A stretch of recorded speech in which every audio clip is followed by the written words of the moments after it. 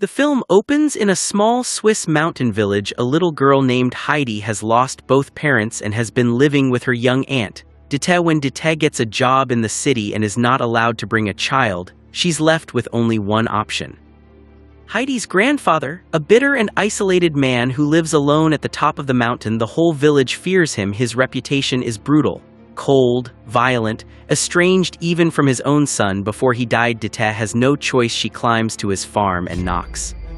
The grandfather refuses her immediately. He tells them both to leave. Dete sets Heidi down in front of the house anyway, tells her not to be afraid, that the old man won't hurt her, and walks away. The grandfather storms out and orders Heidi to follow her aunt. Heidi looks up at him with complete innocence and says, "She doesn't want me?" He stares at her, goes back inside and shuts the door. Heidi calls after him until she gets tired. Then she goes and makes a bed for herself in the animal pen with the goats and falls asleep. Next morning, the grandfather comes into the pen and gives Heidi milk. Then he takes her to the village priest, telling him to find someone else to take her, a farmer. The priest examines Heidi and finds her healthy and bright. He tells the grandfather that a farmer will be found, but in the meantime she must stay with him. More than that, the priest tells him that his duty before God is to care for his only grandchild. The grandfather has no response. He takes Heidi back up the mountain. At home, Heidi looks around. One chair, one bed. She climbs a small staircase and finds that the upper floor is nothing but a pile of straw. She asks if she can sleep up there. He says she can sleep anywhere she likes. She jumps down and hugs him. The next day, a boy named Peter arrives, a goat herder responsible for the animals on the mountain. The grandfather tells him to take Heidi along and keep her out of his way on the first day. Heidi runs through meadows and sees animals and plants she's never seen before. She's overwhelmed with joy. Peter steals the food from her bag while she's not looking, then blames a goat when she asks when two goats start fighting, and Peter raises his stick to beat them. Heidi runs over and stops him. She tells him she'll give him half her food every day if he promises never to hit them again. He agrees immediately. Delighted at the arrangement, they become close friends. Heidi and the grandfather grow closer day by day. Her presence softens something in him that had been locked for years. One evening, she comes back from the mountain and finds a second chair in the house. She asks, completely matter-of-factly, if it's for her. He says there's no one else. She understands. He's decided she stays. She leaps up and throws her arms around him.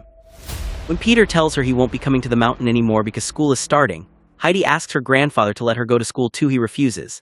The distance is too far. Winter sets and Peter is gone and Heidi misses him. The grandfather builds her a sled, and every day he takes her to Peter's house on it, then carries her home on his back because she can't walk in the deep snow. One afternoon, Dete returns from the city. She has found a placement. A wealthy family in Frankfurt wants a little girl to be a companion for their daughter. She tells Heidi she can learn things there, live a better life. Heidi says she's happy here and doesn't want to leave her grandfather. Dete smiles and tells her the grandfather agreed to let her go, that he doesn't want her. Heidi's face breaks. She believes it. She walks to the train with her eyes full of tears, stands at the back of the last carriage, and watches the mountain disappear. Peter goes alone to the grandfather's house and asks about Heidi. When the grandfather realizes Dete took her without telling him, he runs through the village streets like a man lost, shouting her name. The villagers stare and whisper. They can't understand how anyone let a child live with a man like that. He learns the train has already gone. He goes home alone. Dete and Heidi arrive at a large mansion in Frankfurt. The housekeeper, Miss Rottenmeier, looks Heidi up and down. She's wearing boys' clothes, her hair is wild, and she has no shoes. Miss Rottenmeier pulls Dete aside and says Heidi is completely unsuitable. Dete tells her this is what the lady of the house requested, and that she wants her payment for the arrangement. She sold her brother's daughter for money before leaving. She tells Heidi, "If you ever want to come home, you can go back anytime." It's a lie. Heidi meets Clara, the daughter of the house, a girl in a wheelchair. Her father and grandmother had wanted a companion for Clara because Clara cannot walk, and the grief of losing her mother has paralyzed her both physically and emotionally.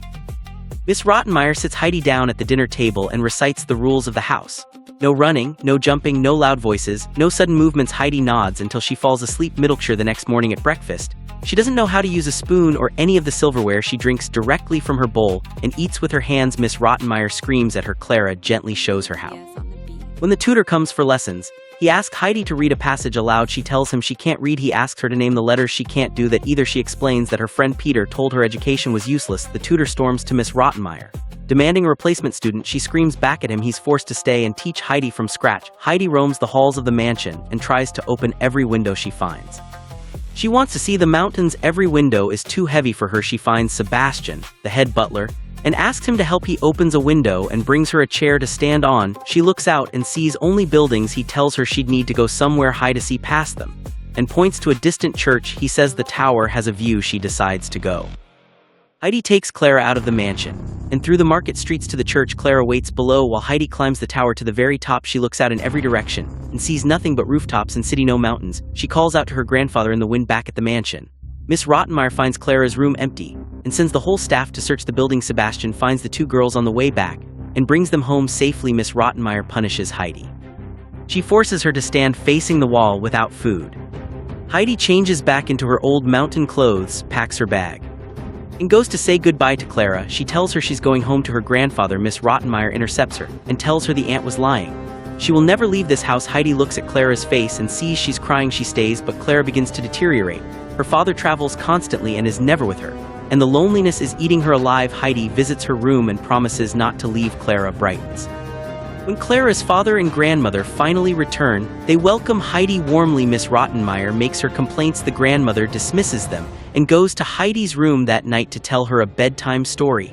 A story about a shepherd boy living wild in the mountains. She stops halfway through when Heidi asks for the ending. The grandmother tells her, "If you learn to read, you can find the ending yourself." That night, Heidi stays awake studying. By morning, she can read every letter, every word. The next lesson, the whole family watches her read aloud. They applaud.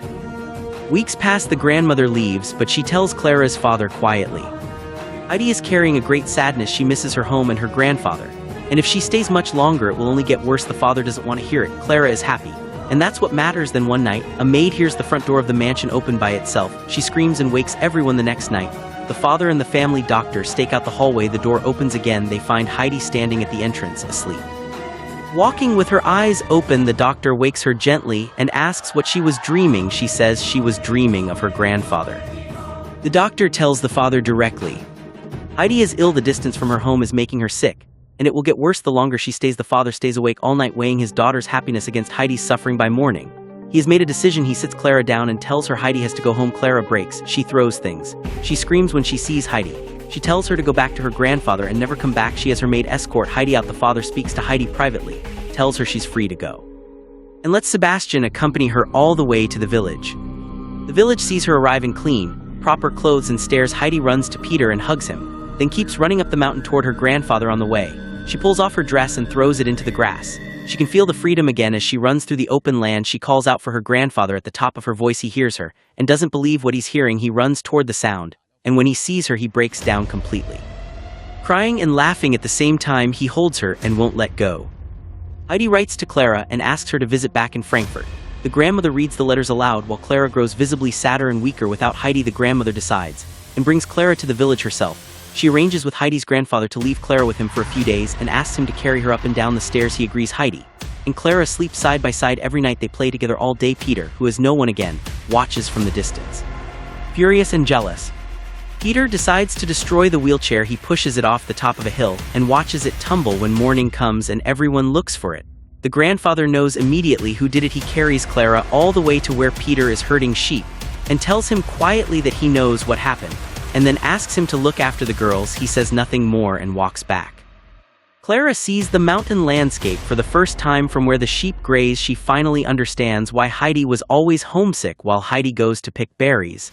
Clara feels something strange on her feet, a sensation she was never supposed to feel again. She moves her toes. They move. She grabs the rock beside her, pushes herself up, and stands. Heidi sees her from across the meadow and starts running. Peter runs too. Together they spend the entire afternoon teaching Clara to walk on her own on the mountain grass. That evening, Clara's father arrives at the village furious. The grandmother brought Clara without telling him. He's about to demand they leave when he hears a voice calling out. He turns. Clara is walking toward him across an open field. He and the grandmother stand there unable to speak. Then both start crying. Clara walks into their arms. The father turns to Heidi and thanks her for everything, for loving his daughter back to life after her mother's death. They say goodbye. Clara goes home and begins her life again. Heidi stays in the village with her grandfather. She goes to school, as she always wanted. She decides she wants to become a writer and begins writing stories.